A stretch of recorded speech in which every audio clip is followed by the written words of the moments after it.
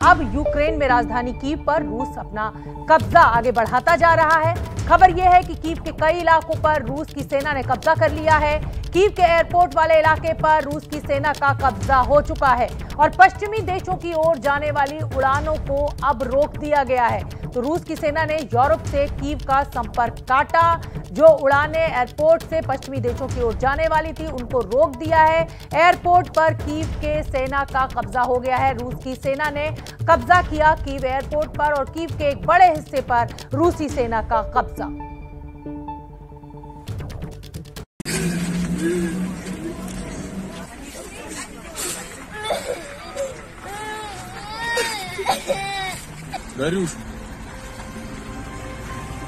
जिन्हें युद्ध नहीं चाहिए, अंत में वे ही मारे जाते हैं। युद्ध के बाद कोई उम्मीद नहीं बचती और नाउम्मीदी की ये तस्वीरें आज यूक्रेन से आई हैं, जब एक पिता और बेटी के भावुक पलों ने पूरी दुनिया की आंखों को नम कर दिया। एक पिता अपनी बेटी को गुड बाय कहते हुए फपक फपक कर रोने लगे।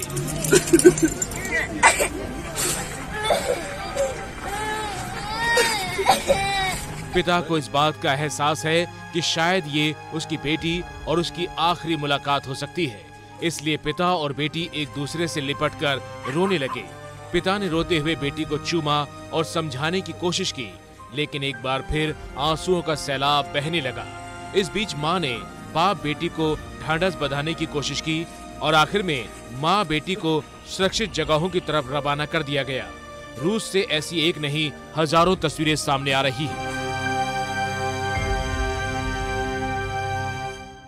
सड़कें सुनसान हैं, वीरान हैं और बख्तरबंद गाड़ियां और टैंक सड़कों पर उतर चुके हैं, क्योंकि यूक्रेन पर रूस का कब्जा अब औपचारिक भरी रह गया है। हताश और निराश यूक्रेन में अब बस सायरन ही चारों तरफ बज रहा है, जो पल पल यूक्रेन के नागरिकों को सुरक्षित जगहों पर जाने के संदेश दे रहा है। लेकिन लोग जाएं तो कहां?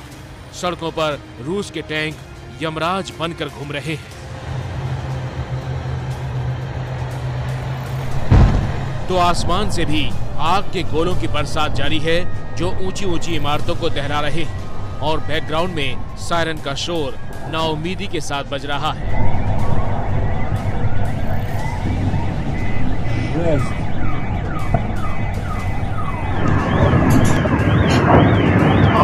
और आग में यूक्रेन की सालों की अमानत कैसे खाक हो रही है, इन तस्वीरों में आप अंदाजा लगा सकते हैं।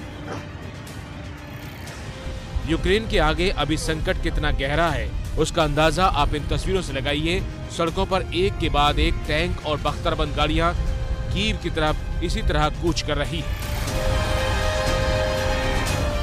वहीं बेलारूस की तरफ से भी यूक्रेन की घेराबंदी पूरी हो चुकी है। सड़कों पर रूस के टैंक जीत का दम भरते हुए आगे बढ़ रहे हैं।